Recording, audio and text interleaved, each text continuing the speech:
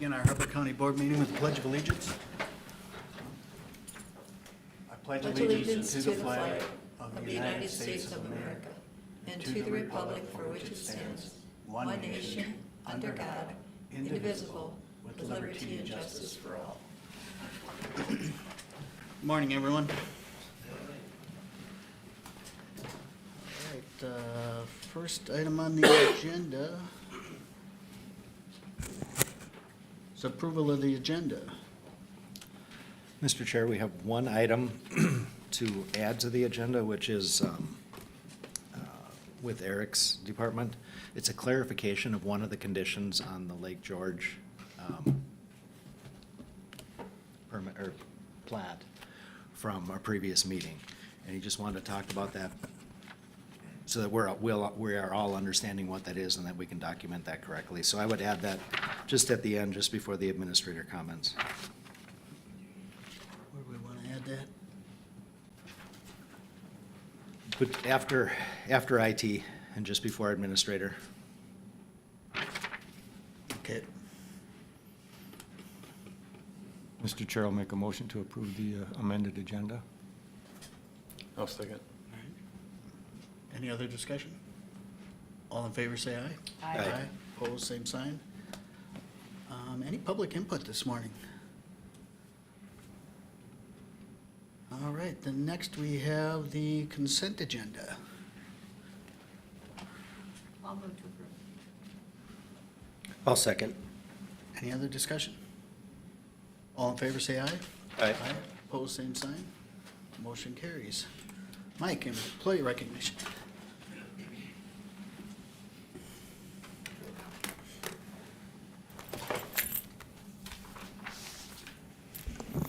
Good morning. Morning.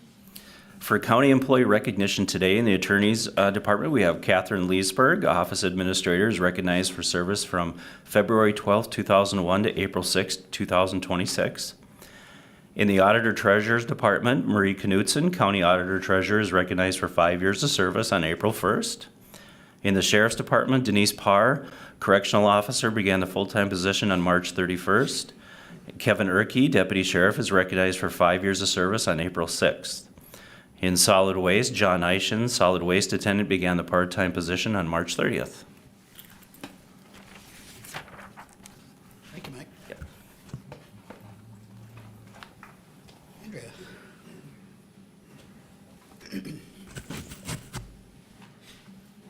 Morning. I have two items today.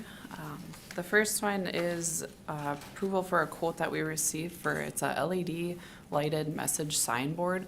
It fits on the back, it mounts on the back of a pickup truck, and you can customize what sign messages you're putting on there or just have flashing lights or arrows. Essentially to improve our safety operations when we're crack sealing or shouldering or some operation on the road where we have traffic and need to be a little bit more safe for the guys. The low quote was from ADCO out of St. Paul for $9,768.98.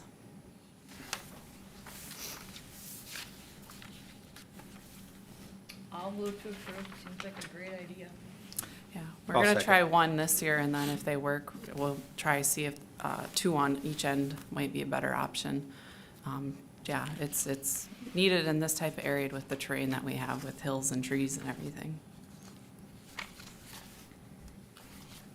I'll second. Okay.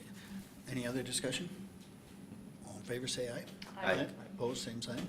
Motion carries. All right, and the second one is our annual weed spraying contract, approving a quote for the herbicides for that. Low quote was from Nutrient Ag Solutions for $12,594.22. And this is a contract that we partner with NRM, and they assist with the spraying. And this year we are doing the central portion of the county, and then second spraying areas that need it from last year that we sprayed also. So Have we used this company before? yep, they were the low quote for last year's weed. And we have a little bit of extra, and that's where we're gonna do that second application on areas that need it from last year too. Perfect. I'll make a motion to approve. Below quota number 1? I'll second that. Any other discussion? All in favor, say aye. Aye. Opposed, same sign. Motion carries. Okay, thank you. And that's all I have. Nothing else. NRM.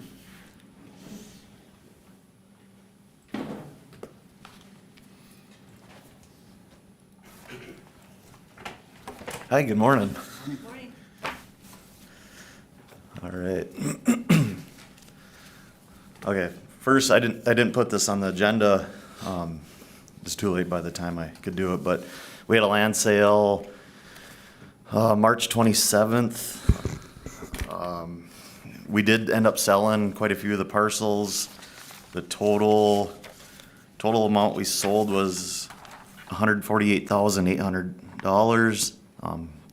5 parcels sold at the auction, including 3 lake parcels. So, yeah, I'm happy with the results. There were some other parcels that didn't sell that we kind of figured would be a hard sell, but we've already had interest over the counter to purchase those.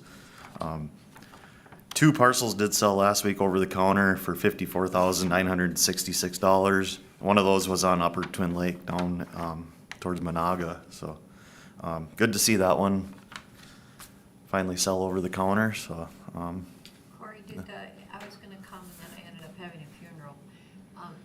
Did the large parcel from previously on the, what lake? is that? no, that one, Boulder Lake, that one's still for sale over the counter. So Okay, what lakes yep. did the parcel sell on? Oh, Parcel. Pickerel Lake. Let's see here. Yeah, Pickerel Lake, Loon Lake down by south of Nevis, and then the North Twin Lake. Okay, thank you. Yep. Yeah. Then there was interest. There was one on Daisy Lake. There's a lot of interest in that still. That people that couldn't make it to the auction, and then one. I believe it was, the one that's on Daisy and Deer Lake by Nevis too. So, it's good to just see some interest. And I do have a list about 30 more parcels that are some bigger parcels that'll end up selling next fall and the following spring. So, kind of finding those puzzle pieces that aren't matching the puzzle, and I don't know, that's kind of an analogy, but finding those that we would rather see in private hands than trying to. We just a lot of times we just can't manage them, and they have no recreational value either. So, I think we'll see a good future with land sales. So first on the agenda is the Porta Potty quotes for 2026. There's 8 different locations throughout the county where we will put these Porta Potties on. We actually added 3 for this year. One at Garfield Lake Park, and then one at the County Road 4 bike trail parking area, and one at Deep Lake Park. So the prices were pretty similar to last year. The low quotes from Potty Shacks out of Park Rapids, and we've worked with them quite a few years in the past. Always keep things clean and replenished. So I would suggest approving the low quote there. Move to approve. I'll second. Any discussion? All in favor, say aye. Aye. Aye. Opposed, same sign. Motion carries. Thank you. All right, next one's kind of a big one for our department. Like I said, we're trying to find these puzzle pieces that don't fit the puzzle and trying to get rid of those, but we're kind of on the last puzzle pieces to fit our actual puzzle of land. So there's I gotta find my notes here.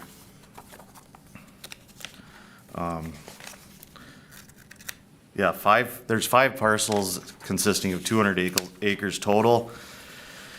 2 of the parcels, the one in Lake Alice Township and Lake Nevis Town, or not Lake Nevis, Nevis Township, were actually part of our plan 2 years ago to acquire, but they got missed on the title transfer. Somehow, so we're just adding them in right now to make sure that we don't have issues in the future. They were actually part of our original acquiring list from 2 years ago. Those consist of 40 acres each. The one in Nevis actually has a snowmobile trail going through it and a forest road. And fits with that larger area of pink you can see on the map.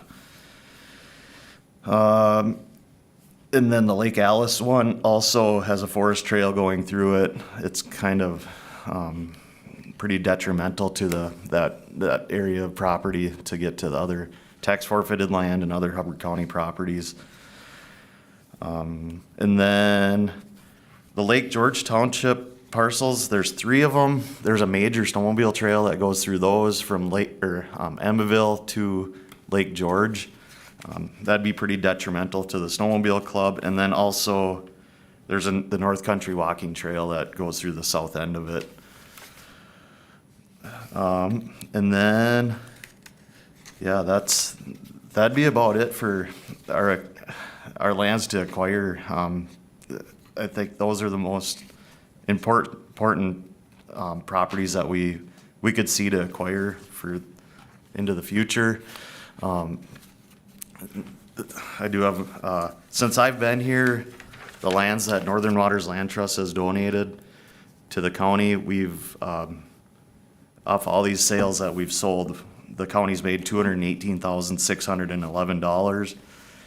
And that's just pine thinnings. That's not clear cuts. You can thin every 5 years a stand of pine. So there's a lot of monetary value to these properties. A lot of these ones that are on the list now are ready to thin. They're ready to make money off of. But also the intrinsic value of recreation, the snowmobile trails, the North Country Trail.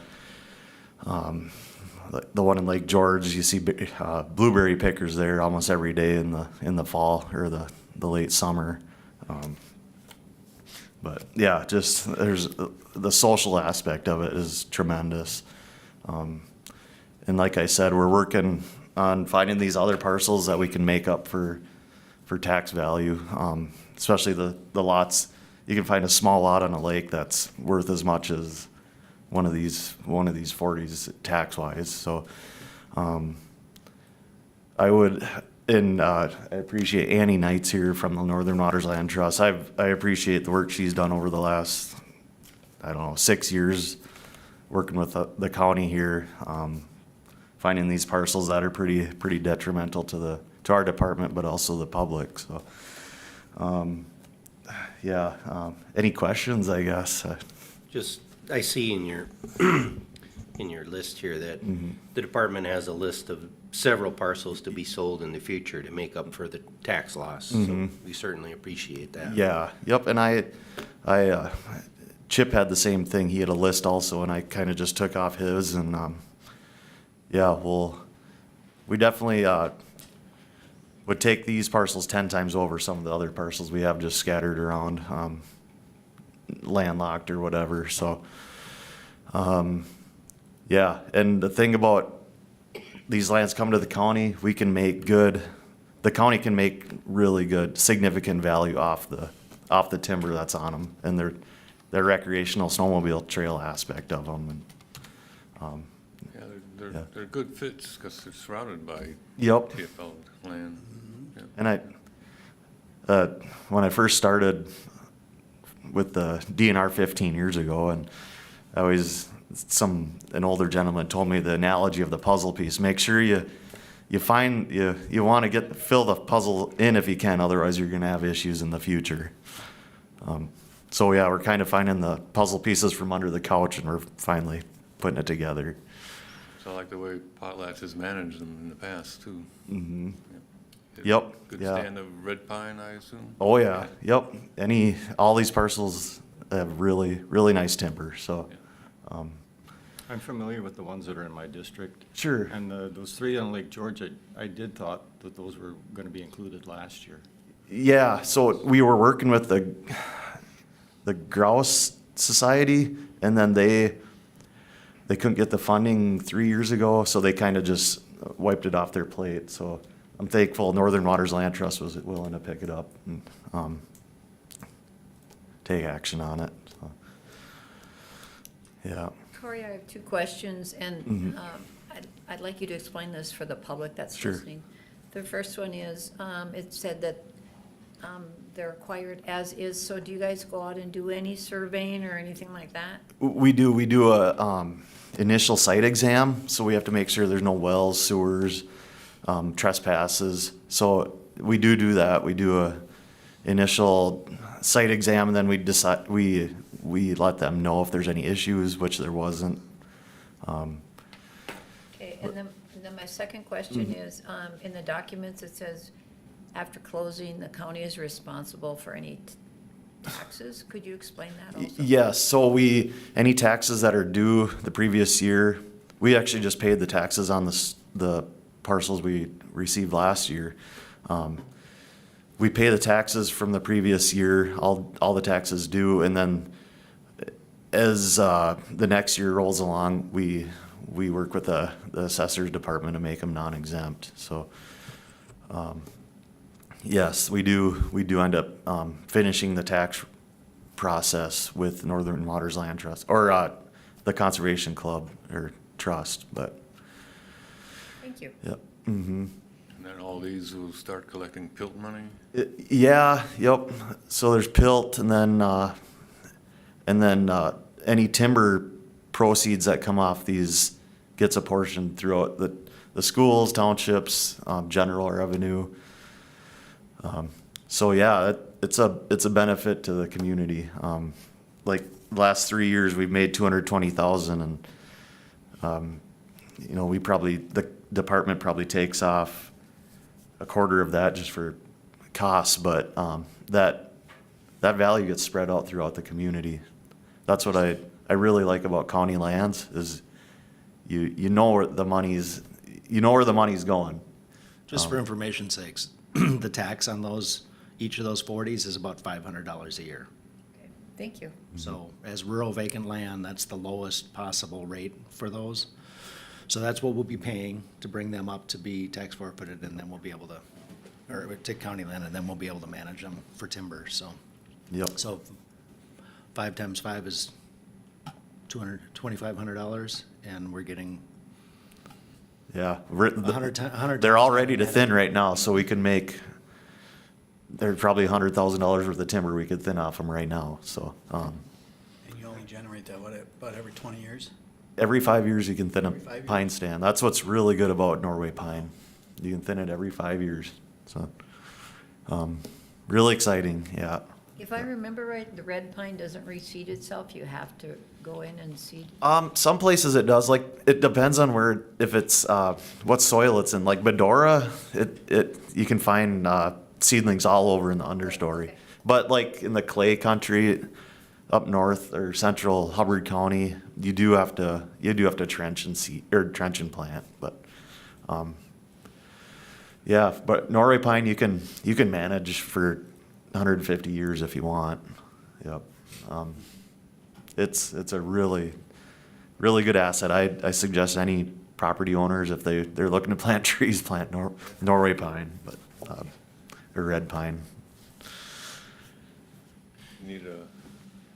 I'll make a motion to approve these purchases. I'll second. Or not purchase, but accept the gift. Yeah. Any other discussion? All in favor, say aye. Aye. Aye. Aye. Opposed, same sign. Motion carries. All right, thank you, I really appreciate it. All right, solid waste.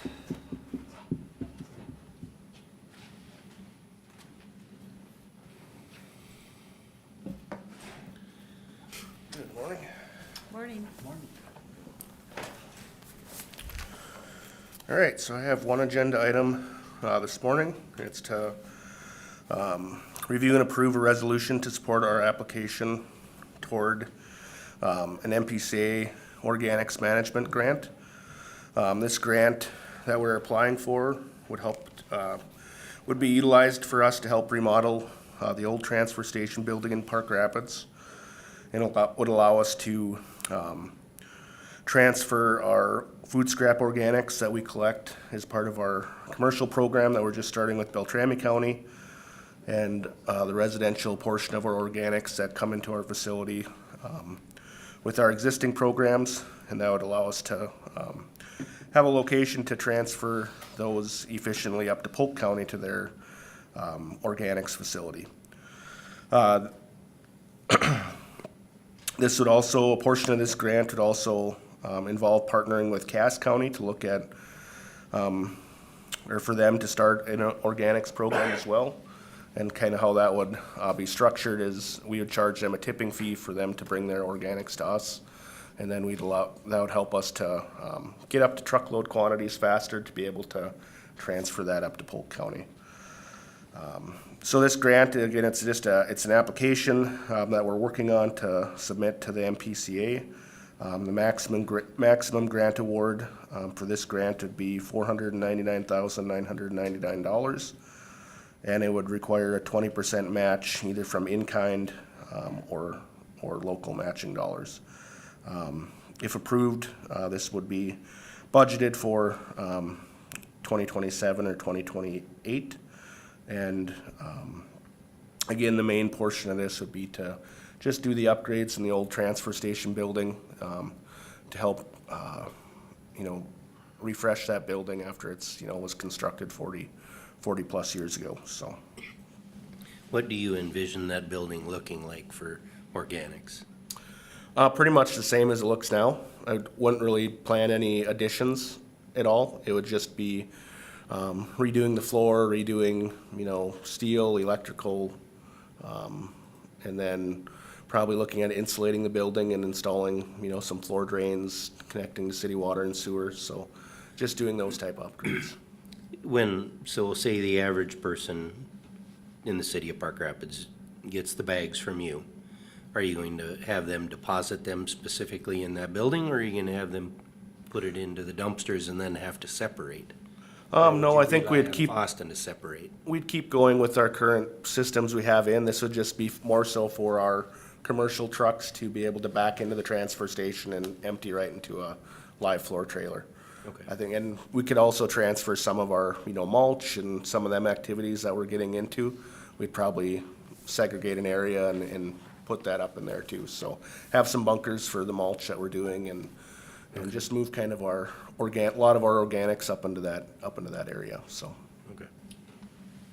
Do you see that that the dollars this grant would provide would be enough? And secondly, how can you do in-kind versus having to come up with 20%? So this grant would probably provide, we'd probably have to contribute additional funds to get all the renovations that we'd want based on, where construction costs are coming in. So I think we'd end up having to budget for, our in-kind portion. In-kind costs, if we can make it work, could be done with our hauling.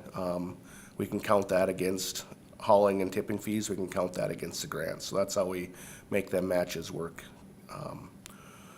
But, we'll probably, with this being a 2027, 2028 project, my goal is to keep this, keep the construction phase. Right now, we're working with ICS just on kind of like we have been with our reuse program, to keep this at like I think we're at a $600,000 or $700,000 project. So, we'd end up having, a couple $100,000 into it for local match dollars, but still is really good to be able to get this state funding to reduce what we have to do to upgrade this facilities. So, having to pay 20 cents on the dollar or 30 cents on the dollar, depending on how much we have to put in for a match, is good for long-term and for our planning and budgeting, so. So is this local match accounted for in your capital plan yet? This is kind of a new plan, so we haven't updated the capital plan for this yet. Josh, would the building itself be able to be included as part of the in-kind portion? I mean, if we're dedicating the building to the organics program. Yeah, I don't think so. I mean, it's just, it's either, again, it'd be just the local match would be, really our tipping and hauling costs that we already are having to pay, just in normal to get rid of transfer and compost that material. That makes the most sense, I think, to be able to use those costs for counting as our match, so. So how do you foresee paying for that 200 grand over the next? It would be budgeted into our capital planning over the next few years, so. With where we're at now with our reuse program and the other capital plans, I mean, I think if we're budgeting that over a 2-year period, it might push some of our other capital projects down the road a little bit. I don't envision it being a major burden on our department and our budgets, but. Do you see this making a significant percentage increase in next year's assessment? Right now, I mean, based on the large increase that we had last year, I'd really like to keep it to a very modest increase. I mean, whether that's, I don't know percentage yet, but, my goal is to have a very modest increase for the next year, so. And I don't think any of, with where we're at with our current projects and our current grant projects, I don't envision that changing at this point, so. I mean, there's always unknowns that can arise, but, that's really my goal, is to keep that increase really low for next year, so. I guess one of the things that we should be cautious about is grants are great to cover costs of things, but it's the unknown costs into the future that we need to watch. We don't need to be getting every grant possible and then it turns out, oh, well, we need more personnel to handle all the materials, to do all the work that needs to be done. And, that insurance increases and all those things tie into that. So we need to be careful about how much we're spending on our own end into the future. Go ahead, Josh. Oh, I was just gonna say, where this fits in really well to what we're currently doing is we're already, going to be generating this organic material, and we don't really have a good place to be able to combine that and ship it out to Polk County. So, right now, we'd have to do that on our existing tipping floor in the transfer station, which really adds congestion. It doesn't really fit well for our operations. So this would allow us that space and tie into our previous grants that we had to make this flow a lot better and really fit into our future plans, so. Josh, do we have to ship it to Polk County? I mean, Yep. can't we set up something here in Hubbard County and then just? So with food waste, food scraps, food waste, anytime you're getting into that type of composting, it requires facility permits, MPCA permits. They're required to put down a liner and a pad, collect leachate, contact water. So that gets into making it not, very practical to try to do that on an individual county basis. And that's why a lot of, counties across the state are doing this regional concept, like we're doing with partnering with Polk County. It's just, they have the facility there and it makes the most financial sense to partner with them. It just seems like if somebody in this area, if we're sending all our compost material to Polk County and then somebody in this area would like some compost, I'm not driving to Polk County to get it. Yeah, and they'll eventually be selling that and, especially with the permit upgrades that they've finally got approval for, that we've heard lots about over the last few years, so, that should be available, but. Josh, I appreciate your, the word I'm trying to think of, maybe drive to continually improve. I'm trying to figure out how we could keep costs at a minimal for the levy's sake. What other plans do you have that you see bringing before the board this year for other improvements? I guess there's nothing that really, I'd have to probably review my, my capital plan and see, but I think the only thing we have on the table right now is, that we've already budgeted for is, really doing our current reuse grants, the other grants that we have to complete, and then, doing some cover projects up at the north, landfill, which would be, actually already budgeted for in this year's, so. Okay. I think the next major projects that we have to look at are really doing additional cover at our south landfill. And I think it's gonna be wise for us to kind of hold tight a little bit on that, because there could be state funds that could assist with that in the future, so depending on how the C&D rules go, but. It says in here, it says maximum grant award of almost 500,000. What if you only got 300,000? I mean, would you scale the whole project down, or would you want to make up the rest with county money? That's kind of a tough question to answer, I guess. It's really, the state would have to have that conversation with the county, and, if they're, let's say we could only get partial funding, and at that point, it probably wouldn't make sense to move forward with the grant. It probably makes more sense to wait for future funding opportunities, so. But I mean, that has happened for other counties in the past, so it's just something that would require some more discussion and input from the board at that point, so. Also, if you guys recall that when we looked at this more as an enterprise fund and we set that levy and those fees, that capital improvement was built into the fee and levy.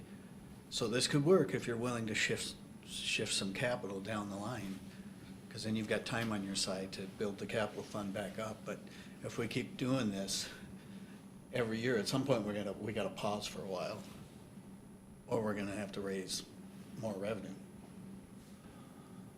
So in 2 weeks, we'll be looking at the 5-year capital plan for the county, which specifically doesn't include the 5-year plans for solid waste and the highway, because they do their own 5-year plans.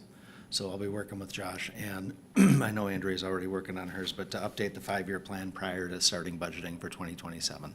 So we should see those probably in June, before we start getting worksheets out in July. But the old 5-year plan was in the materials we presented a couple of weeks ago in the 2025 draft capital plan. So you can review that, and we'll be just extending that out a couple of years and looking at these, the bigger picture on these items. Should be a continuing conversation, and these are all questions that we need to make sure that we're considering.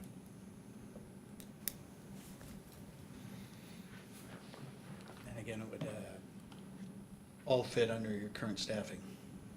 Yeah, I wouldn't envision this requiring any additional staffing for, it's really just having another spot to be able to dump and transfer our organics under cover versus having to find a different solution, so. And it makes sense to use that building. Yeah, it does. And then I think like anything too,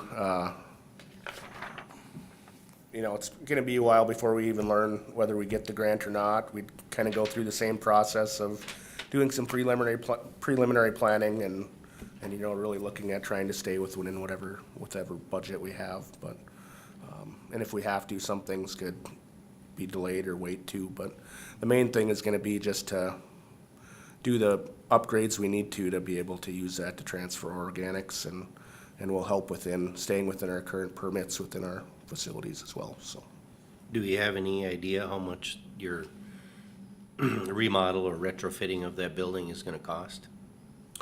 Yeah, I think I mentioned that, but roughly I think I was trying to, with ICS right now, just looking at seeing if we could fit within this grant, it'd probably be about a $600,000 project.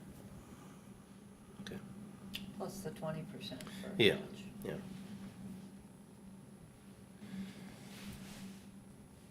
Any other thoughts? making a motion. I'll make a motion to approve. This Ted will second. Any other discussion? All in favor, say aye. Aye. Aye. Opposed, same sign. Motion carries. Josh, where are we at with the organics truck, the Packer truck that you ordered? So I just, had a discussion last week, with the contract, or the company, and it's supposed to be done here, I think, next week. Okay. And then, we should be seeing it right around the end of the month, so. And then in the current collection building that we have, are you planning on putting organics dumpsters in there specifically for people to drop off their green bags and then bring them up to Yeah, that's a question I have wherever too, you 'cause need to right- store them in order to Yeah. process them to get them to Polk Right County? now, we put it in our regular garbage, right, and then it's pulled out? You guys pull it out? No, so, with the new program so right now we have at the transfer station in Park Rapids, we have a big black, roll-off container, kinda as you're coming around, as you're exiting. And right now, residents that have been participating in our organics over the last several years can just dump their green organics bags right into that container. And then, once them containers are full, we have, larger containers like that at a couple schools and, at the transfer station. Once we get a full truckload, we'll haul that up to Polk County. With our new program, the new residential program, that has a little bit heavier duty of bag. So residents, if they want, they can sign up for that program, and they're able to take that bag and either throw it in their normal garbage carts if they have curbside collection, or they can throw them bags right in our brown dumpsters at the transfer station. So if they throw it in their regular garbage, what happens to it? So again, they have to have a separate, but it can't go in the same as a garbage bag. You can put it in the same cart, but they have to be separate.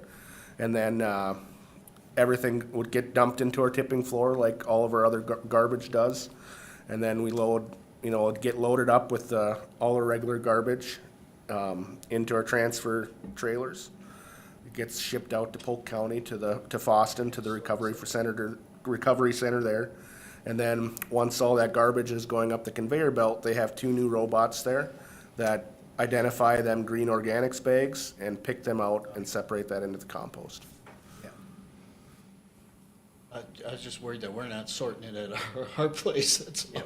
No more labor intensive. And then for our residents at the north end of the county, it's a little bit different up there, but we do have, just smaller carts at the transfer station now where they can, participate and collect their organics bags in there too, so. Answer your question too, Steve? Yep. Yeah. Anything else? Did we vote? Yeah, we did. All right, thank you. All right, thank you. IT.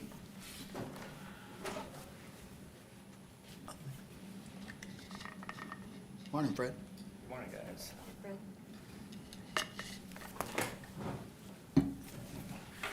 Yep, just one thing on the agenda, and that was to approve the quote for Bergstrom Electric from Park Rapids here for $11,366 to perform fiber installation.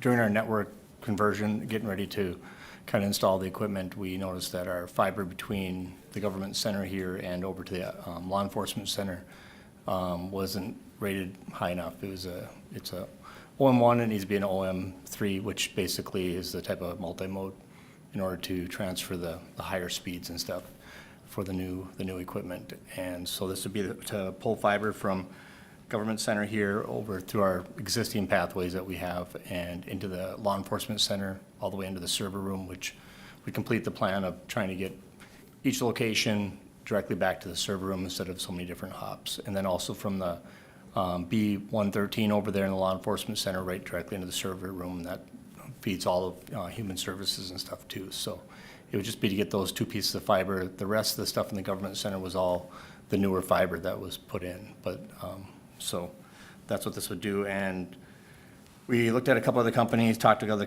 couple of the companies to do some fiber pulling for us, and they said, well, we'd use Bergstrom anyways because they're already set up to work in the law enforcement center. They're already badged and everything like that to do it. So they said you probably should just go with them because they said otherwise we'll just get a bid from them and then we'll charge you for it. So otherwise the cost for them to come in, they'd have to get certified and everything, which they wouldn't have a problem doing it, just to add a little bit more to the cost. So it only makes sense with Bergstrom being here, and that's kind of what their quote, that they quote us to, is that they're already on site and everything too here, so.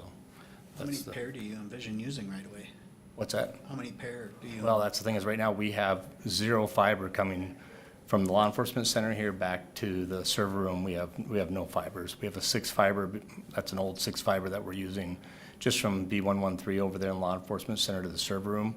And then from B113 over to the government center here, we have a 6 fiber, which, and they're all full. So it's kind of the last part of the fiber installation to get things, so. How many Yeah. total feet is it? It looks like it's going to be somewhere, I think, around, we're looking at close to about 1,300 feet, so. And then I noticed the bid says it does not include the termination of the fiber cable. Who's responsible for that? We'd be responsible for that, and we'd look at, well,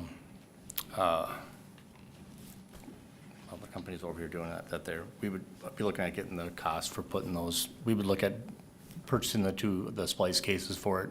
It would require 3 splice cases for it, and we'd purchase those, and then, Allstate looking at doing the termination. And they're the ones we kind of approached first to do the whole bid process, and because they do the termination, Bergstrom doesn't do the termination. And that's where they recommended that, hey, we're gonna contact Bergstrom anyways to get a quote to give to you guys. So, but we do the termination, and the termination for that is, we currently are getting a quote back for that from them. Okay, all right, so you really don't know the cost of termination then? Yeah, and, Okay. yeah, that's looking at somewhere, I'd say typically around anywhere between, right around $3,000 for termination and the housing of it and stuff like that. And I'll be bringing that once we get that quote. But with the equipment coming in and stuff, and Bergstrom, I wanted to get they're looking at pulling some other stuff anyways and kind of in the process. So to get this pulled now is kind of why I brought it up right here. We'll be looking at installing the network equipment somewhere first part of June is when we're kind of having that all, it's actually in the process of being programmed and everything right now. Is this all gonna come out of your IT budget for the Yep. year, or is the sheriff's department gonna assist since they're benefiting from it at all, or? This is all coming all out of the IT Okay. budget, yeah. And it is money that's allocated, that's been in the budget, so. Okay. For it, so, yeah.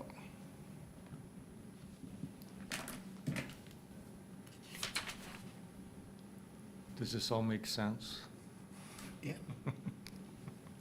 If you want to move data. Yeah, and that's, Because you're using terminology that we had, right over the head, yeah. we had a network assessment done, that was what, last year or the year before, and this was kind of fits in that overall plan, to be able to get, I mean, it's part of the thing is from, the government center over here, a lot of our data, is, when the GIS is working on different maps and stuff out there, as they're pulling it from, from the server room down there and stuff, at this point, they can only transfer over 1 gig, where the new network will be a 10 gig network, and that's when they're, we already seen, like, from over at the highway department, they actually come all the way through from the, and they have different issues. I mean, they have to actually pull the map all the way over there because they're only transferring over 1 gig right now. And that's where they'll be able to do the full 10 gig and stuff. That's, the whole department will be that. And there won't be multiple hops. Right now we go through like 7 different switches in some points to get all the way to some locations. So from here now, our fiber will go from each data room all the way back to the server room directly. I don't think you're making it any simpler, Fred. I was just thinking. You're using more terms. It is useful Yeah. when, The right equipment, or the ports on those things to accept the Yeah. fiber. Yeah, and they were designed for it, and that's when we started looking into it. The OM1, we'd probably end up taking packet losses and stuff like that through the OM1. It's just not rated for the 10 gig network. It works for the 1, but not for the 10, so it's not rated for it. I mean, and it wouldn't be something that we'd want to try and work through. It's kind of the completion of the plan. After this, we won't need any, it'd be the- so one of the big things, the data transfer when they're doing video files, when they're doing et cetera, in the attorney's office here, back to the server, what has taken 20 or 25 minutes to load seriously for casework at that speed will take 2 to 3 minutes. It will make us much more efficient. It'll mean that we're actually being able to use what we're paying for relative to bandwidth and speed in ways that we haven't been able to this point. So right now, this bite is just because Bergstrom is in the building working on the other project.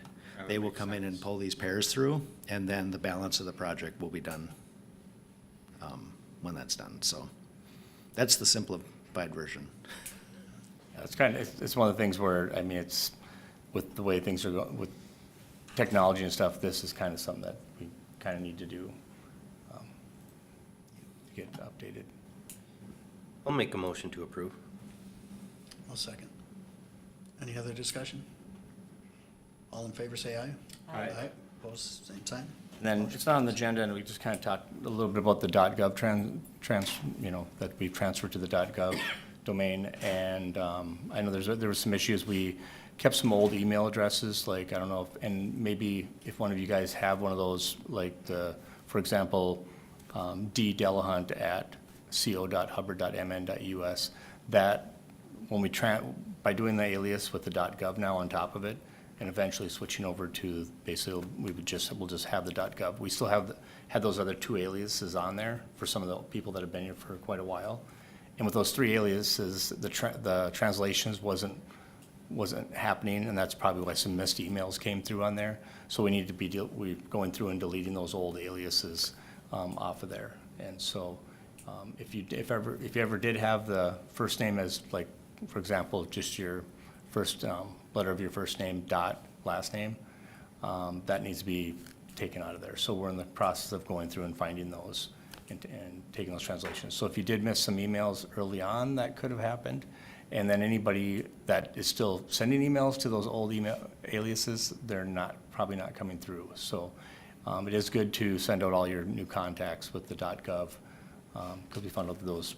So if you know that you have people that are emailing you still at the old first initial dot last name at co.hubbard.mn.us, you'll need to inform them that they can no longer use that How long address. will that other one be good for? That one will be good for probably, I mean, we don't plan on taking that down. I mean, I don't see a transition to another alias at any point. The .gov is, we'll stay with that. Or, I mean, Foreseeable future, First name dot last name should continue to work. yeah. The challenge, Fred, is I sent an email to all 5 commissioners from my home account Okay, to force it to go to the co.hubbard.mn.us, and I only got responses from 2 of them. So I didn't send it to the old alias. I sent it to the email address that worked 2 months ago. the co.hubbard.mn. And I only got responses from 2 of them on that. Okay, I wonder, we'll take a look at that. I'll And make I sure. think actually one responded and you didn't get it, Jeff. And I can look in that quickly. Yeah, And I then- responded, and I did a reply to all 2, and his came back as undeliverable. But I got it.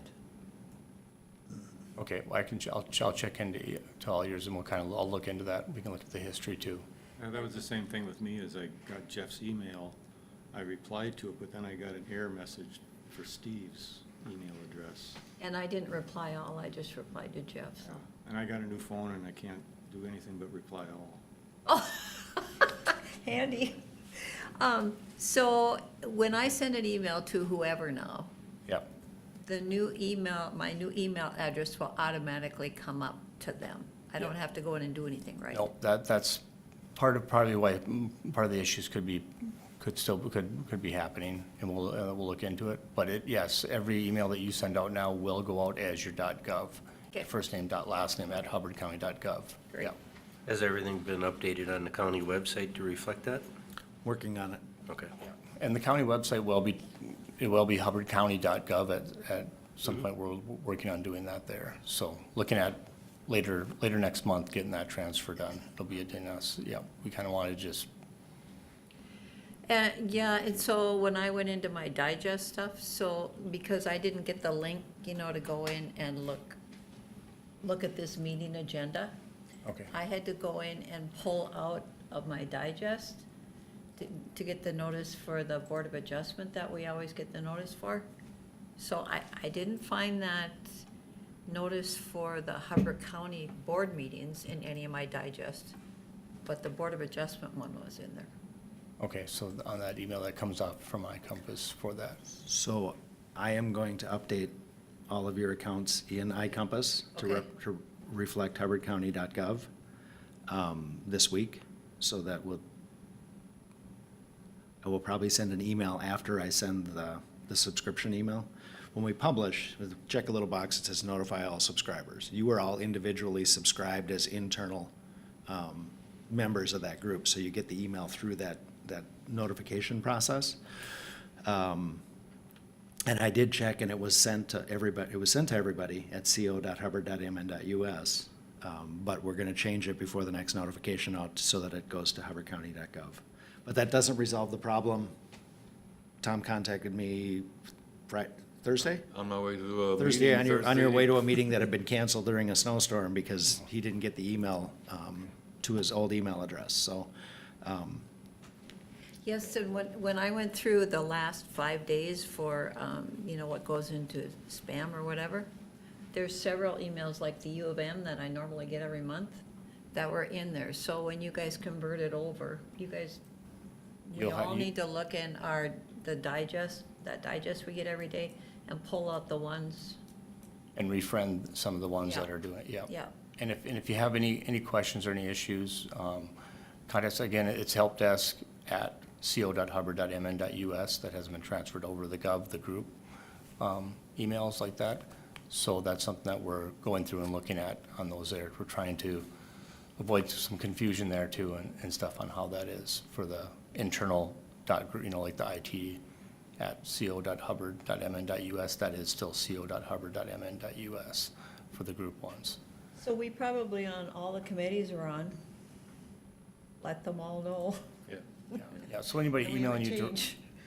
directly, yeah. And if you have any issues with it, please let us know. I mean, it's a big change in doing it. And we looked at just converting solidly right over to hubbardcounty.gov and make it, instead of making an alias, which, in doing that there, we found a lot of different issues with every department. And in the future, as we do that, it's gonna be more concentrated just per department as we switch over and switch them individually then too. So this switch will kind of make a step for that, but that's gonna be down the road. Are all counties throughout the country doing that? Yeah. 'Cause, we must be the only Hubbard County then. Yep, we are. Well, how about if it's, like Grant County? I mean. So they have a there could be Grant More than one of those throughout the country. They would have MN at the end. So we had an option to go Hubbard County, MN.gov, but nobody uses Hubbard County. And I talked to a bunch of the other directors, the ones that that have the option to go with just their county at .gov. They went with it for the simplicity. That's the way Cass County did it. They did casscountymn.gov, Oh, Yeah, to clarify, because there's a Cass in North Dakota. yeah. So, and that's what and the reason they want .gov is a lot of the agencies now are requiring that you have a .gov, because, just for the simple reason of security and stuff like that too. So in 2027, by April this time, for the elections, they have to be using a .gov. So that's why they wanted it done this year by April 28th, I think it was, or something like that. They wanted to have it done, and it wasn't required, but they wanted it done for election reasons. And then also it's just security, and so, yeah. So there's a lot of different things that come up with it, so just email us or give us a call down. I mean, there's a lot, if you're having any issues at all with it, and we'll take a look at, we'll go through a little bit more and look at the different, each one of your guys' and make sure, we'll do some testing with you too. So if you see some test emails come through. my test to Steve didn't go through because I didn't type Steven. My email is steve.kiernan@hubbardcounty.gov. Then we need to, then the confusion is, I dropped the N, and I requested Fred to do that, so. okay, well, he's got Steven.Karen@hubbardcounty.gov, so that's where the confusion is. Oh, okay. Well, we can leave it. I mean, Well, it's not that we big need of a to deal, resolve but- it because steve.keranen@co. is not gonna resolve to steven.keranen@hubbardcounty.gov. Right. So have you updated our addresses on the website for contacting Yes, commissioners? yeah, Jamie's working on that. Okay. I did get confirmations from Ted and Tom and Dave to the one that I sent. I did not get yours. You didn't, huh? No, I just looked in my spam now, I didn't find it. So I sent both of you again, a Yeah, test I from got my personal yours. account. So, but that's, Okay. Yeah. when I was typing that, I was like, well, I sent it to Steve, and it says it should be Steven, and it had always been Steve. Now, our policy changed after Steve came on board, because now everybody's user, or email address is full first name, full last name. Yeah. Should So- we be updating the settings in our email to the? Yeah, we new? should be. And so I just emailed Prime West and said all Hubbard County contacts that you have need to be changed. So for every committee that we're all on, as we send our email address, could we just include You- all contacts for, like the U of M, all You can always contacts? do that, but we still want to resolve this alias issue, so No, I that the know old that. I'm ones, just- old ones are coming through, because Yep. we'll never reach everybody. Right. Yeah. Yeah, so I'll double check each one of yours How do I to get make this sure, in? and then I'll get you an email then just to verify the name and stuff too on there, that's. Fun. And then I'm a little confused. I've noticed this before. People that no longer work for Hubbard County are still in my email contact. Don't you just automatically delete those? They're in your email contact, if Yeah. you still have them in yours, it would have to be something that I mean, when you pull up in your Outlook, if you've emailed, we do delete their email address, and but they may still be in your email address, but it should give you a kickback, as we delete them, then it'll kick you back telling you that email address. Oh, so it doesn't automatically It, update rip out of your everybody's? address. So Okay. you have within Outlook, you have a localized contact list that you Okay. have put people from outside the organization into. Yeah, I'm not talking about them, though, only But the. you've also put some people from within the organization into that list. That list is static and associated with your account. That doesn't get updated when we update the global address Okay. list. So Because they are- some people I've never emailed, but when I go into that list, I know they're no longer working Right, here. right. You may pull up a group and they may still be in part of that group in the thing, but if you email you'll get a kickback for them that their email address is no longer valid. So how do we get to settings in our email to Under change? file. Under file? So everything's the same, except it's at Hubbard County. .gov, At yeah, hubbardcounty.gov. yep. You'd go under file, and then you'd go under account settings, and then you can change it. Okay, thank you. But if you want to look at your address list, I can show you where that is after the meeting. Okay. Yeah, and let us know, I mean, if you're not getting emails from someone or you're having trouble emailing it out there, let us know and we can work with you to help you through it. It's a big transition. It's been, Yeah. ever since every day is, if you see Mike or Mark running around, their phone's ringing as they're moving. So it's been, especially with the construction, everything going on too. So, but yeah, just get a hold of us and we'll definitely look into those issues. All right, anything else? I like it best when you just do everything. I know, yeah. It's calmed down a lot, I'll let you know that. I mean, if you're having an issue with an email, I mean, definitely question whether there's something that needs to be done or not, so. And whoever you can contact, if you can send out, contacts, I wouldn't say send all to have like an update, because everyone will probably think it's spam anyway, so, yeah. All right. Good.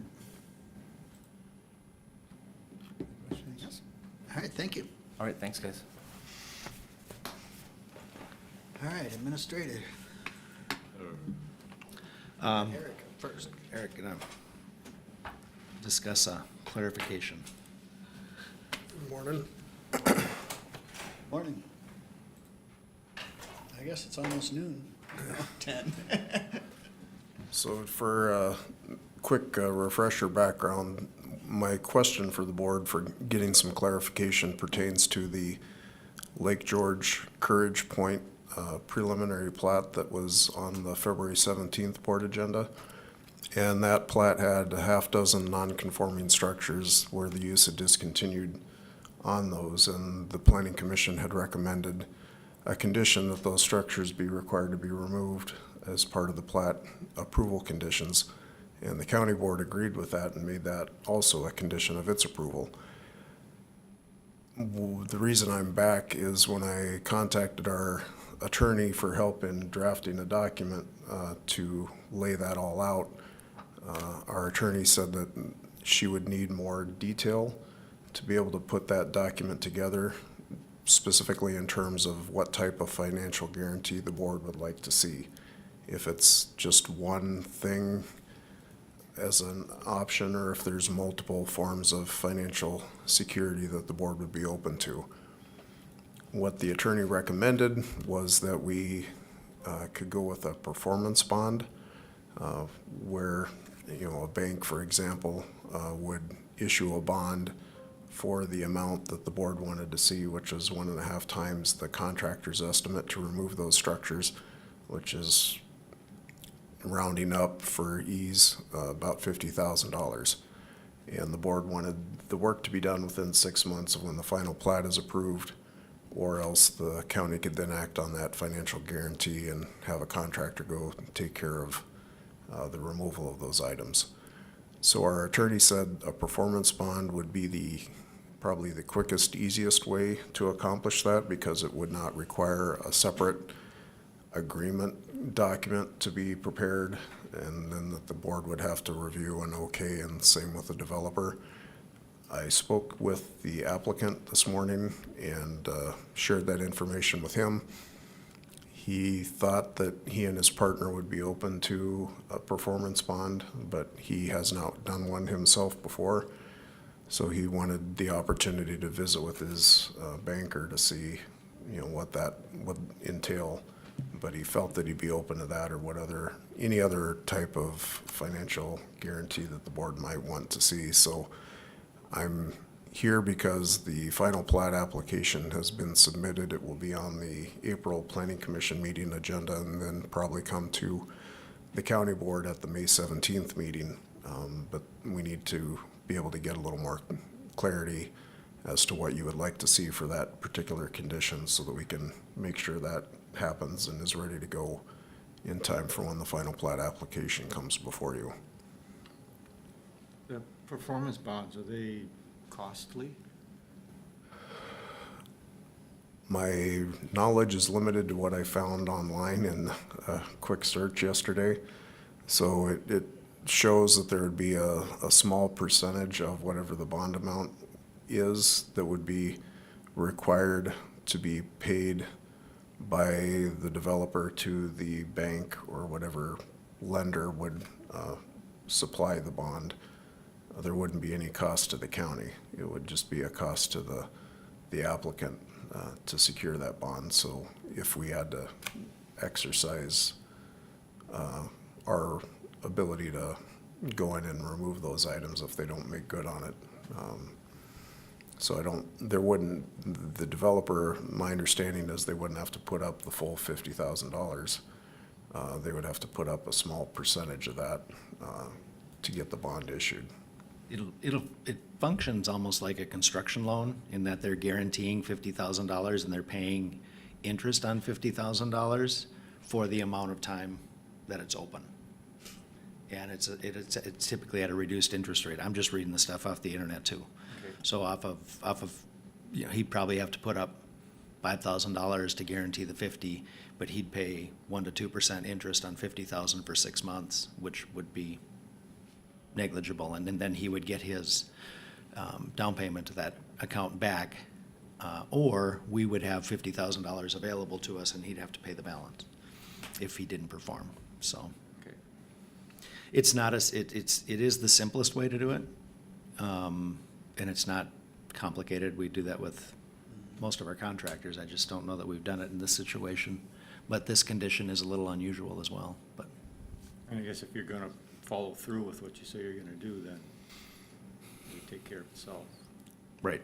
I don't have reason to believe that they wouldn't make good on it, but, you know, for protection for the board and the taxpayers, I think it's prudent to require something. I agree. I think that makes sense, because it's kind of consistent with the way we do things. So a performance bond then, Yeah, I think Do so. you need a motion? that Or wouldn't consensus? hurt. I defer to Jeff. I think that having a motion clarifying the intent would be good. So a motion stating that a performance bond would satisfy the requirement in the condition. So move. I'll second. Any other discussion? All in favor, say aye. Aye. Opposed, same sign. Motion carries. Thank you very much. Yep, thanks. All right, Jeff. Who made the motion? I'll get that. Char made the I motion. did. Char made the motion, I seconded. Okay, perfect. The only item that I have, I attended the opioid settlement committee meeting a few weeks ago. And because of the transition that we've had with CHI, with Marley leaving and Angela taking over the leadership of that, and Brian leaving and needing to pick up the pieces, I went to that meeting, and I'm glad that I did, because what I identified is that we do not have the administrative support in place to be able to document the board's actions relative to that opioid settlement fund and in granting that out. So in the short form, the version is to make this a committee of the board and assign 2 commissioners to it. Commissioner Karen is already on that. I'm assuming that he'd be interested in staying on that, to set the regular meeting schedule and have that add that to the committee list for the county, because it would be a county board. The county's board has always been responsible for approving the actions and the distributions of the funds out of that settlement account. We just had not gotten to the point of having our process to the point where we could let grants out. And it's good that we didn't, because when we did our report and say, we've got this much money and we haven't granted any out, then our reporting is good. If we'd have reported anything out and not had the infrastructure or the administrative process behind that, we would very likely have been at risk of having to pay back whatever we granted out before we had that administrative process documented. What that means is that I've created a website, a page on our website that shows that fund, how people can apply, the meeting notes from that meeting, and then we have to have an annual open meeting where we invite all the local, the cities, the township, anybody that's interested.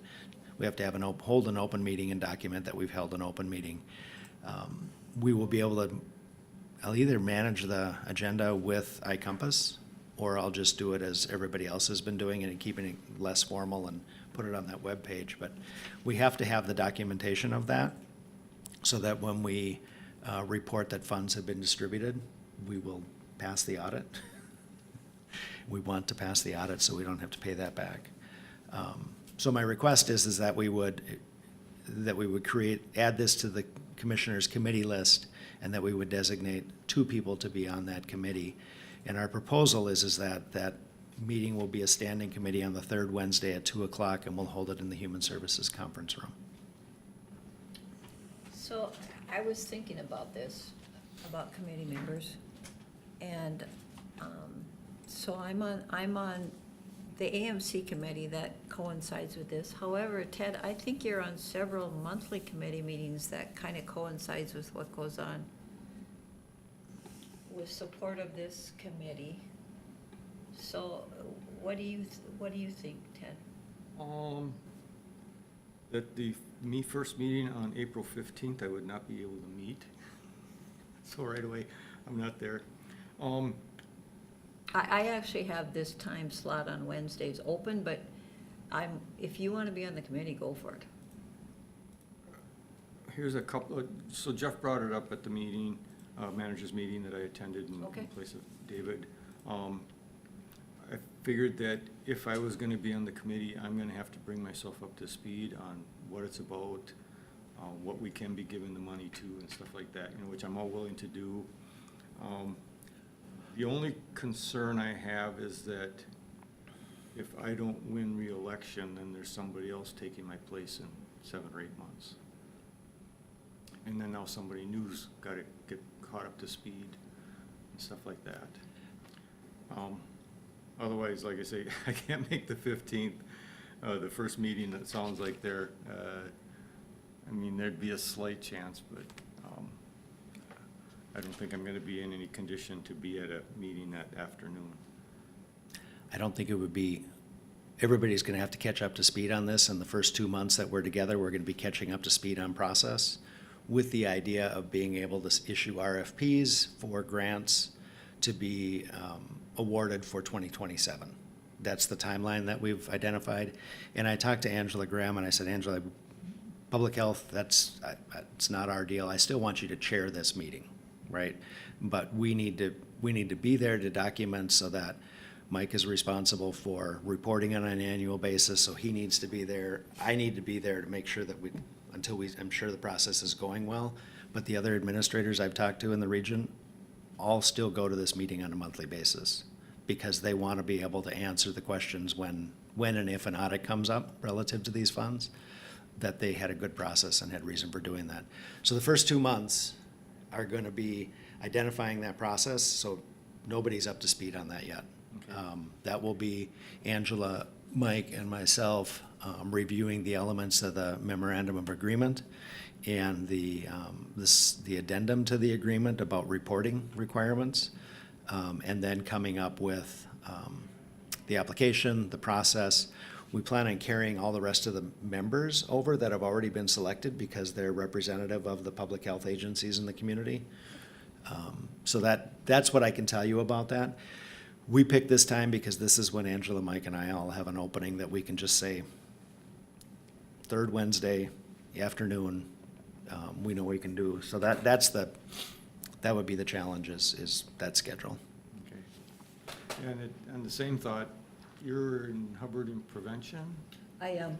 Oh, so I kind of thought, yeah, with me, it's North Country Community Health Board. I mean, we've talked about the opioids and stuff like that, so I have some knowledge there. But as far as like the preventative stuff and that, which I think what I have read on this, a lot of it's dealing with prevention and also what after the fact, stuff like that, what I think, so I would pick you myself, but Okay, that's fine. and I'm more than willing. yeah, and I was just gonna say, but if the majority of the board wants me, then I'll serve too. Okay. I'm also just thinking about how many committees I already have. Right. And, You're pretty Well, loaded. I'm already at a Prime West meeting on the 15th of April. And my recommendation is too, because you would be able to have that. You could have a first and an alternate, you could organize it any way you want. So 2 of us don't have to attend. 2 of you do not have to So attend. you would be the primary. But we could always we don't have to identify primary and secondary, we could just identify 2, Okay, and then whoever can make it. and whoever can make it, can make it. I do agree with you, Ted, it works well with HIP. I think that's the overlap is with Hubbard and prevention. Okay, that's fine. And then Steve, you'll be going on the 15th? Yeah. Because you're not gonna Zoom this meeting, right? It's in person. The intention is to have this in person. We may have a Zoom option. Well, I was just thinking on the 15th, if you Zoomed it, I could catch it as I drive home, but I'll be in Alec that day. Okay. Okay, all right, that's fine.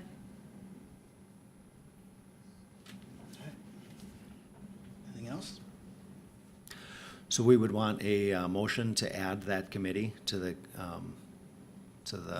county commissioner list and add Commissioner Christensen and Karen to that committee. And it's always the third Wednesday Third Wednesday. Third Wednesday. at, did you you say 3 o'clock? 2 o'clock. 2 o'clock? Okay. So as soon as I know who specifically is on that, we'll take the invites and Okay. that Mike and I are on and add the two to that. Okay, thank you. So I think I made that motion. Okay, I'll second. any other discussion? All in favor, say aye. Aye. Opposed, same sign.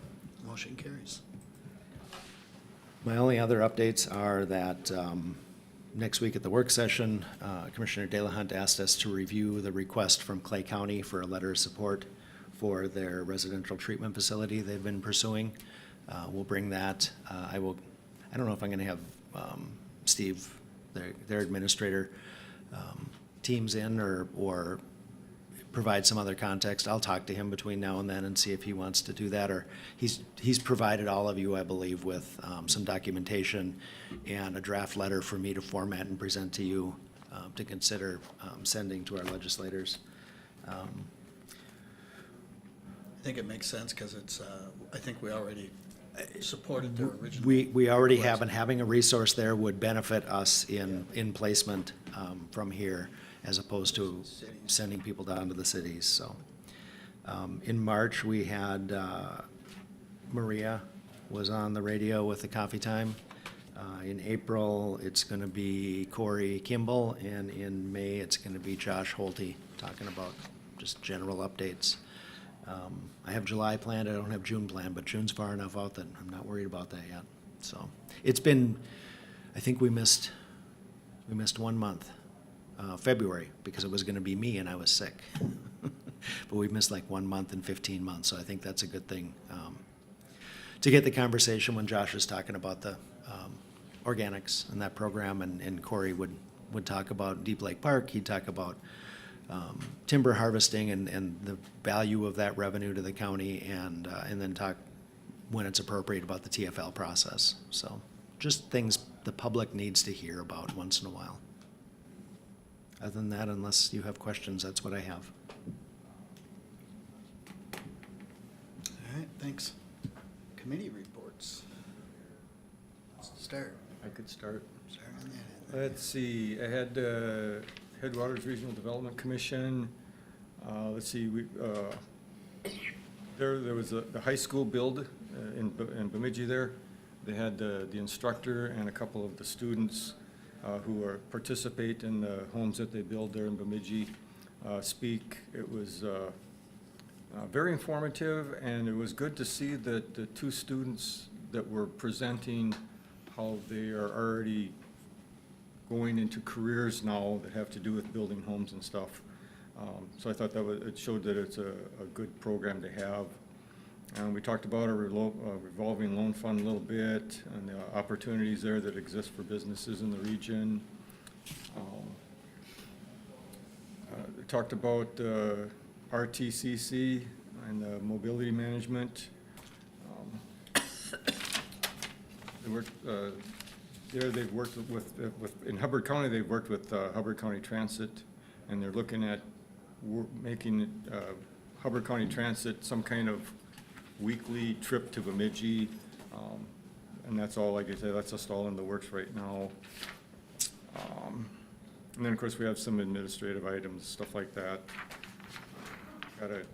Applied for a LCCMR Planning Assistant Grant for tiny homes. And that pretty much does it for HRDC. Then I had Northwest Minnesota. I got a question. Sure. So we're putting up tiny homes in Mojave, you know, Yeah. and they are extremely expensive. They're not even cost effective, but because we got the grant to do them, we were locked into doing tiny homes. Oh, okay. So when HRDC is looking at tiny homes, have they started to even calculate what it costs per square foot? No, and that's kind of the deal where we're looking at, I mean, we've looked at some down in Texas and all around the United Yeah, States. but their HVAC system is so different. That's what's costing so much, is because we live where it's cold and hot. Yeah, and that's myself, when I think about building a home, Yep. you've got certain set costs, you know, the electricity, the well, septic, driveway, some of these things, they're gonna cost the same no matter how big your house is. Right. And so Or then- little. Yeah, or little, exactly. So where are you saving the dollars with the tiny homes? To me, it's more after the fact, once they're built, it should cost you less for insurance. You'd think taxes would be less, heating should be less. Electricity, that's hard to say, because if you're somebody that's got millions of computers and TVs going and stuff, your electric bill is probably gonna be the same. You know, so the cost savings on a smaller home is a smaller upkeep type of a thing. But I agree with tiny homes, but just how tiny? Actually, we could have built a 2 to 3 bedroom house on slab. For about the same. Yeah, and so when we're looking at housing solutions, you know, overall, and I get this was for a specific, this is for veterans that are a short-term stay with a specific need, so I get why they wouldn't want to share a home. But it's an interesting concept if you're looking at tiny homes to solve just the housing crisis in the Midwest. So far, it's not a good option for just looking at the cost. And I wonder about those that they have in the Twin Cities that are inside a building and they've built tiny homes. Oh, I'm not familiar with that. I'm thinking, you've got this big building and then there's little tiny homes inside of it. How is that cost effective? But Is that kind of like living in an apartment then? you would think, yeah. And yeah, where's your privacy? And but I guess in one respect, you're heating the whole building instead of each little home. And I don't know, it was a thing I saw on TV. Oh, interesting. Okay. It's almost like there's no economy of scale because they're too small. Yeah, yeah. But in the South, I think it's Austin, Texas, that has very successfully built a tiny home community. That's because there's a lot of philanthropy money behind it. Right, but they do work if you can get funding that Yeah. isn't taxpayer. What's his name from, the big wing plane? He's behind that. Okay. Anyway, Not SpaceX, but the other one. Okay, and then with the Northwestern Minnesota Juvenile Center, let's see, were you there, Steve? No, I was gone. Okay, that's, I was trying to remember, but we have like on the agenda probation comments. I don't believe they had any. Same with the attorneys and the judicial. They talked a little bit about the Ninth Circuit and judges that were leaving and ones that are coming in. Let's see. Went over the normal stuff, client movement reports, which Hubbard County continually seems to only have maybe one juvenile there, if that. I know we talked about, they have some big brush piles left over from the storm and that they were gonna burn those. I was kinda surprised, cause I think they burnt them before this last snow, when there was no snow on the ground. And they talked about blocking off roads and stuff like that. I thought there could have been maybe a better time, but that's, I think, about the only time that could have worked. The fire department of the city of Bemidji was the one that helped with that. Let's see, talked about policy updates again. It seems like a continual thing, and license compliance. Went over the programs and the facility and maintenance updates. All that, of course, costs dollars, and we've got limited funds, so we talked about what we were gonna do and what we'll put off until the future. Let's see, I also had Board of Adjustment, Planning Commission, Board of Adjustment. There was a person there that brought forward, wants us to maybe change the shoreline management ordinance. Their situation is, and I guess I brought this up where it's already 13 landowners own a lake lot together and can't do anything with it right now. I believe that will probably be coming back. Oh, and then there was an SWCD thing that Steve and I attended in Nary. They're looking at the Necktie River. There was a drainage ditch there, and how they're talking about rechanneling it so that it goes back to the natural flow. And everything in my district gets dumped into Steve's. Yeah, thank you. And that was informative. I'm glad I went to that. Yeah, I think it's gonna require board action in the future. We'll have to hold a public hearing if everything goes according to the plan to abandon that ditch and then authorize the restoration of the river channel by blocking the old ditch where it makes sense to block it and keep the road crossings where they are. Maybe reroute the river in a small portion if they abandon that ditch to make it go through the culverts that are there. And the SWCD is gonna, so to say, be in charge of it. And they're going to, they have grant dollars to restore it. But the ditch was dug in like 1918 or something like that, or 1910.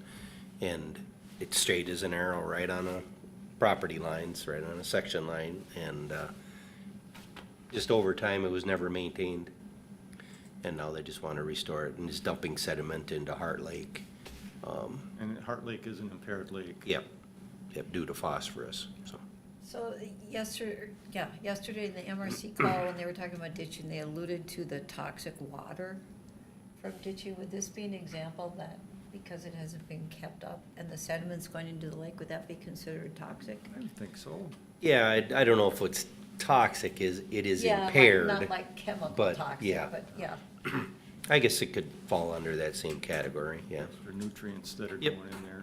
Because So- they didn't do anything other than allude to it, Yeah. to describe. I think it's a good project, Yeah. when it's finally is finished. They gave us examples of how they were gonna protect the riverbanks when they do restore it to its original channel and whatnot. I think it's gonna be a very worthwhile project. I don't think there was much public, outcry against it. Yeah. I don't think it affects a lot of landowners. I think a lot of it is state and tax forfeit Yeah. land. Yeah. And then the 3 or 4 landowners that were there seemed like they were there for information. They weren't there to oppose it. They were there to find out what's going on. And I think they were all in favor of it. Because it is a trout stream, apparently. They showed pictures of trout they had netted in there, I believe, so. And that's all I have. Tom? Well, that applicant for the ordinance change, that'll probably be on our next board meeting agenda. The applicant, it's in my district, so yeah, the applicant wanted to be able to present his case to the board, and he couldn't make it today.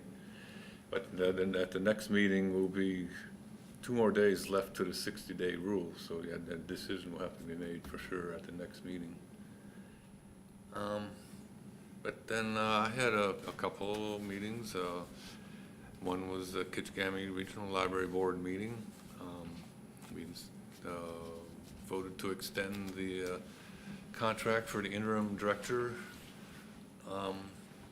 probably into to May, but it'll depend upon the findings of. We also contracted with Hermerton Law Firm and Doe Solutions to do an internal forensic audit of the organization. And so whatever results from that will determine where we go from there. We also finalized the budget for the Beltrami Library, which affects the cuts that they made to the library. So they're going to have a couple of full-time employees laid off, reduced hours there. So they're getting the consequences of their commissioners' vote on their budget, cutting it by $185,000. Let's see. Then I had Parks Board. Maybe just one thing that might be a little different that you might not. The Garfield Lake property, they got that beach there. They want to put in a platform in addition to a shelter close to the lake, a pathway from the shelter to the lake. Want to put in a playground. Yep, just Steve knows all about I've heard those about things. it, yes. Okay, yep. I think a lot of that is a good idea, but they'll just have to wait on funding. Yeah, like the playground, you know, there's, take some money for that. They talked about, you know, the pathway, what's the best thing to do with that, and, you know, like maybe, ground up wood chips or something like that. And then, of course, they talked about, the second phase of, Deep Lake Park and would be all included with that. Visitor center, lower campground, dump station, ATV parking area. Anything else? No, I think that's the list. Yep. That's about all I got. Let me go next.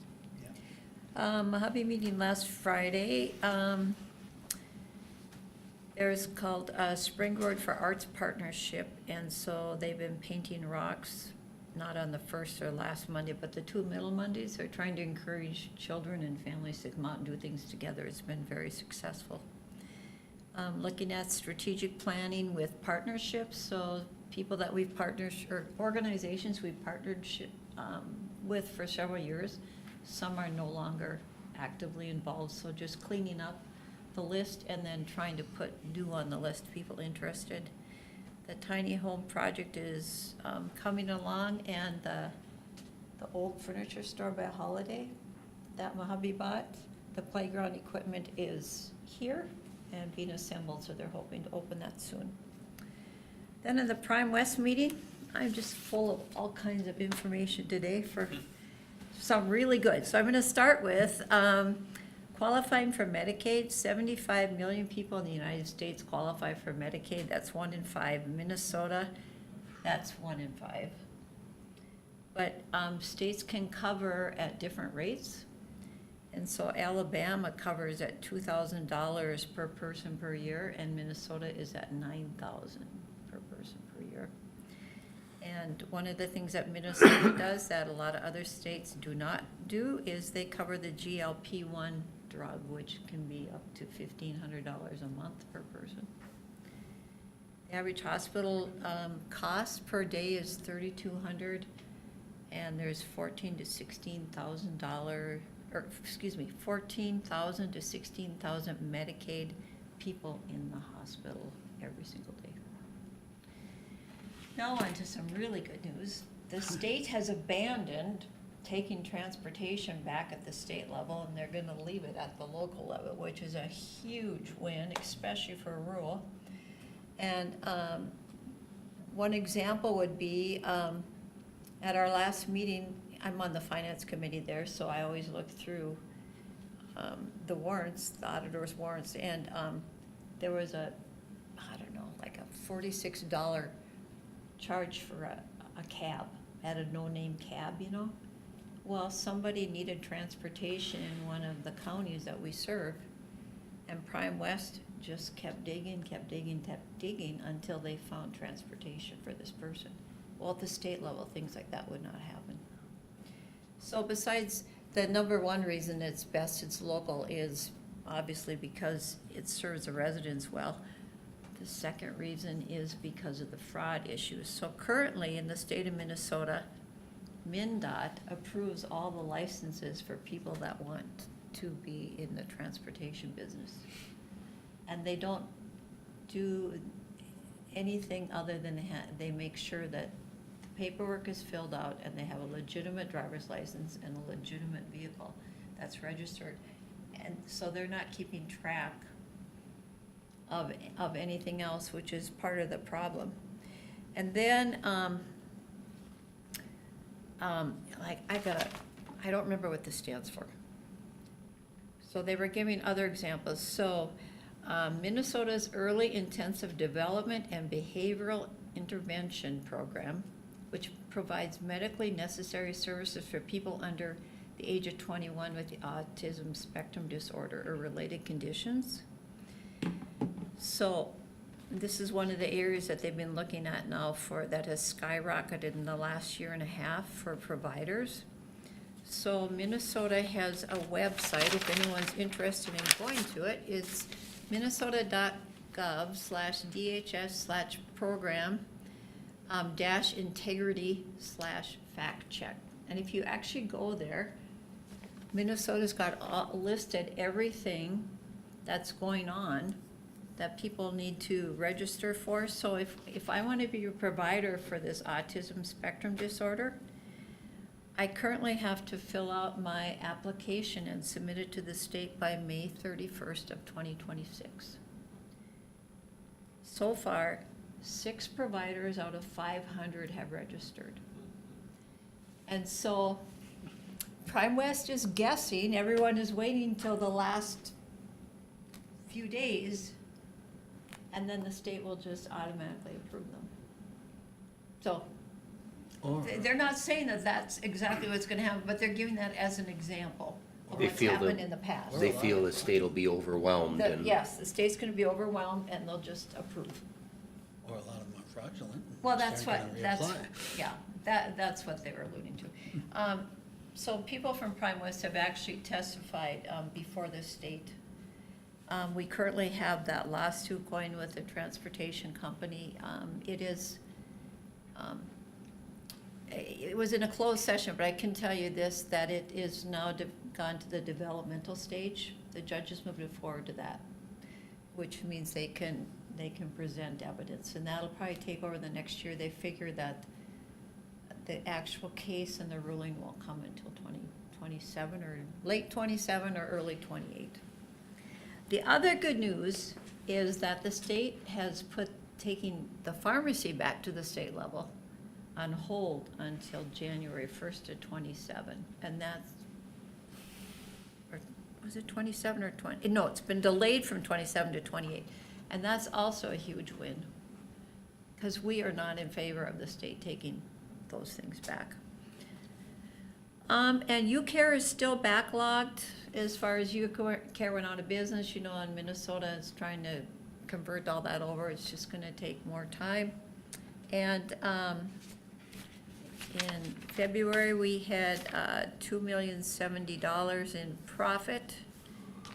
And the administration costs were at 6.2%, which is very low. So things are looking positive. They're thinking the rates this year will enable us to not have a negative net profit. Anything else from the meetings you can think of? No, I don't think so. Okay. Yeah, besides the ones that have already been mentioned, I had the one watershed, one plan for Leech Lake River. It was basically a overview of everything that's happened through the first 2 phases. And now, it's been primarily focusing on ag, runoff going into the river itself, and then, try to circumvent the manure and everything else that runs down into the waterways. It's kind of interesting to see the projects they do and what their goal is in the end, and to actually see it completed. So it's nice to see that they're doing good things. Other than that, I was absent for a couple, and the others have been covered. All right, and I've got a few for you. Obviously, Heritage in February is CMS overall star was 5, health was 5, quality measure was 3, staffing was 4, and that report card one has been stagnant at 2 for quite a long time. 0 hires, 5 terminations, 2 FTEs, no agency contracts, had 14 new apps. And as far as census, the Manor was at 23.96 at the end of February. Cottages were at 17.21. Living Center was at 40.25. EBITDA for Heritage Manor was 56,809. The cottages was 12,971. Heritage Living Center was negative 18,624. So the combined EBITDA was 51,156. And let's see, census as of the end of, or the third week of third Tuesday of March, was 24 at the Manor, 16 out of 18 at the cottages, and a census of 38 at the nursing home. So about the same. Things are kind of pretty consistent and stable. Also had MRC Monday. Representative Torkelson spoke about the tech upgrades. He did mention the $200 million that was allocated to DHS over multiple years ago. So I did ask him the question, if he knew if that money was still available or what has happened with it. And he said, well, that's kind of a concern. He says they know of $13 million that was already spent. And that money was allocated for technology upgrades in DHS. They're still looking into the availability of the rest and what it was used for, but they're having trouble getting that information. But he did say that they are still working on that vigorously, so see where the money was spent. Britta and Rob gave highlight legislative updates. They're back in session now as of today, so. One thing to be aware of, there was a bill that was presented. I don't think it's gonna go anywhere. But it's an example of Twin City legislators, once again, not understanding the impact that this would have on greater Minnesota. It's Senate File 1245 to ban ATV and snowmobile use on public land. So, I don't think it's gonna go anywhere, but I know a lot of the sportsman groups are raising a lot of cane over it, so. I read a little bit about that, and Yeah. they're talking about certain areas, like you say, total banning, and so it's. Yeah, and they're talking about banning on the county or township roads. Well, sometimes that's the only way you can get to a trail, so. Was that like the second or third time they tried? Yeah, yeah. So they just keep coming with these things, you know, so just be aware of that. Well, what did they think the public lands are supposed to be used for? I don't know. I don't think they think that far ahead. I don't think they care. They The ones that they are don't have presenting. any. They don't have any. It's really important to know that there are like 8 counties that manage, we have 160,000 acres of tax forfeited land. Cook County, that is 5,000 square, it's 5 times the area of this county. They have no tax forfeited land because all their public land is federal land, right?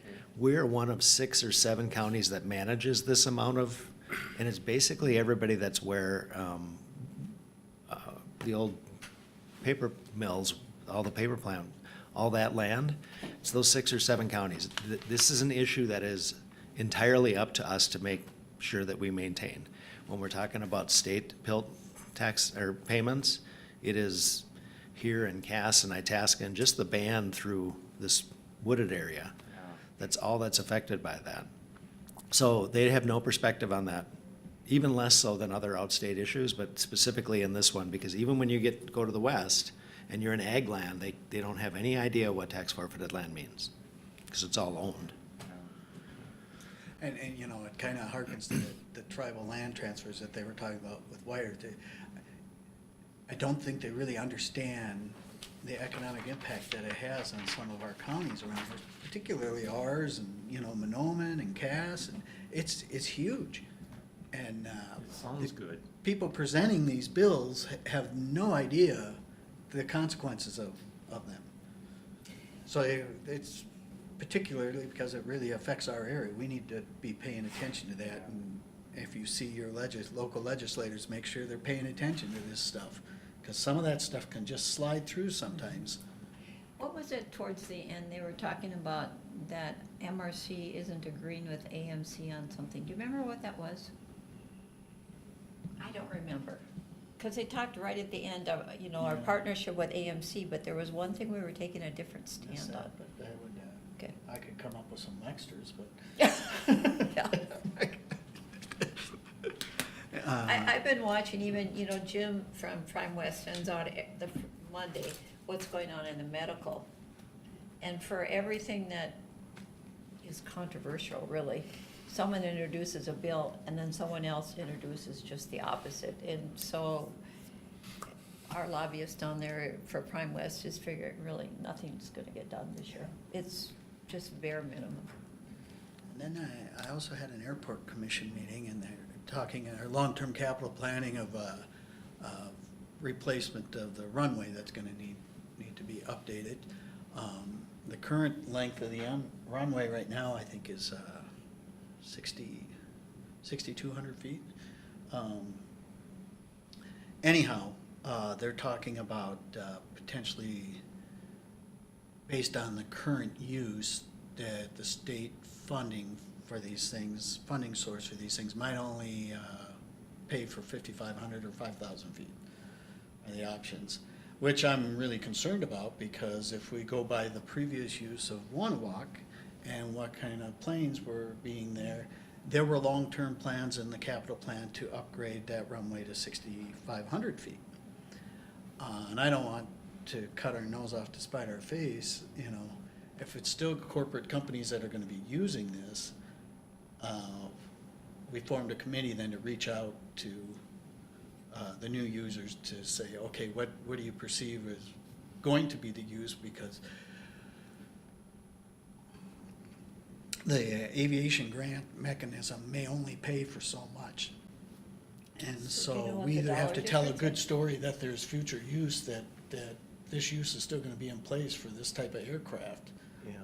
and convince them otherwise, or Yep. figure out how we find other funding through MnDOT or something. Has the airport commission reached out to like the medical providers like Sanford and Essentia, because they bring planes in Okay, yeah. to fly people out for Yeah, that's what we emergency formed surgeries? We formed a committee Okay. to reach out to everybody and say, what are your current uses and what do you Well, think your there's, current future use would be? yeah, and we need to have be? private ownership of property where jets are flying in, so Yes. that's something else that needs to be looked at. I've seen some parked out there that were similar to what 3M would Yep. used to fly in. I don't know who's Where owned was them or that? what they were. Oh, out here. Oh, Talk to- yes. Oh, Talk to yes. Jeff and Angie. Yeah. Yeah. Yeah, I think they're possibly RDO. Could be RDOs, yeah. yeah. Do you know, what the cost difference is? You know, if you had to Yeah, do, if you had to cover that amount of feet, $1 million probably, where would the city get that? yeah, depending. Sometimes MnDOT will cover the difference, you know, but if you can get letters from these folks stating that this is what they need, this is what they're currently using, and this is what they think their future use would be.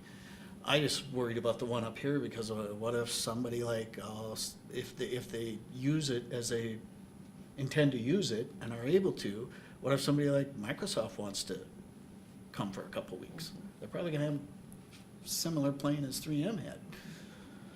So, you know, otherwise they'll be landing in Bemidji, and they'll be spending more money in Bemidji. That's right. So, we're on that top of that, just to let you Interesting, know what's happening, so I can give you a rough idea of the economic impact it can have. You know, it's hard to put an exact number on it, but,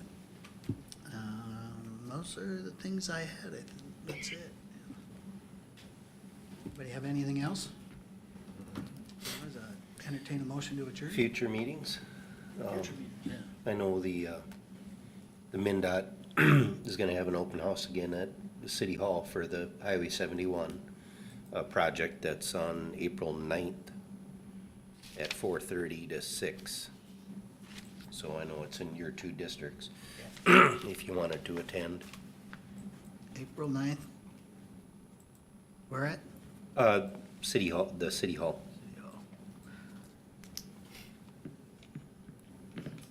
And then we have an ambulance meeting the 17th.